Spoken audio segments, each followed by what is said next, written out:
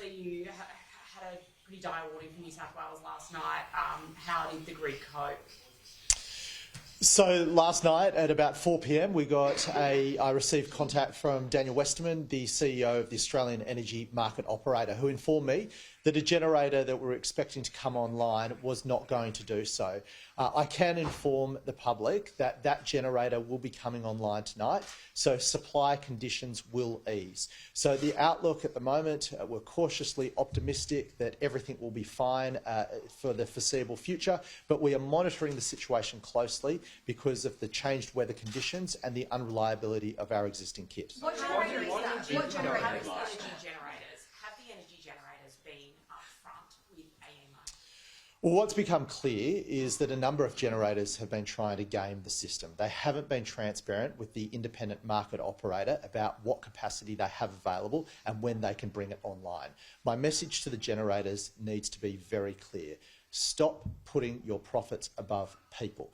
We want the generators to not game the system and to be investing in putting power into the system when we need it. And that's my message to the generators today. What generator was it that went offline last night when New South Wales Health was urged to cut its power usage?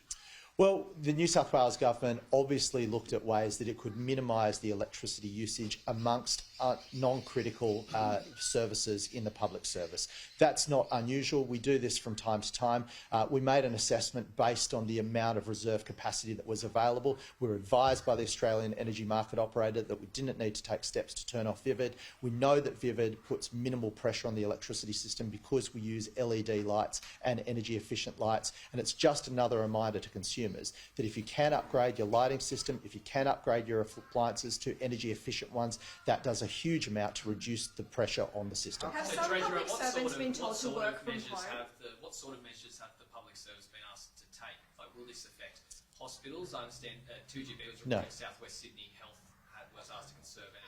No, this won't be affecting hospitals. What we do is ask our public service to be conscious of their energy usage at times when we need to be. That's what we did yesterday, and it's non-frontline and after hours. So what we were doing was just being conscious of our energy usage to take precautionary measures to make sure we safeguard the grid. Have any public servants been told to work from home? Look, I'm not aware of public servants being told to work from home, but obviously where there are non-critical functions of the public service and we don't need to use energy as intensively as we do, we try and minimise that. We should do that all the time, to be honest. Any things that we can do to minimise energy is not only good for the stability of the grid, but it's also good for your bills. So upgrading to energy efficient appliances, not using appliances when you don't need to, that's great for your bill. It's also good for the grid. What generator was it that failed to come online last night? The Bayswater generator didn't come online last night. It was expected to come online. There were some issues with the maintenance of a conveyor belt that was taking coal into the generator. As I said, the market operator was forecasting that generator to come online last night. It didn't. I've spoken to AGL today. They've told me that that generator will come online for this evening's peak. So at this stage, we have confidence there's enough reserve capacity in the system to ensure that we don't have to ask people to be considerate of their energy use tonight. How confident are you that we're not going to land back here in a few weeks? Have you sought assurance that that won't occur again?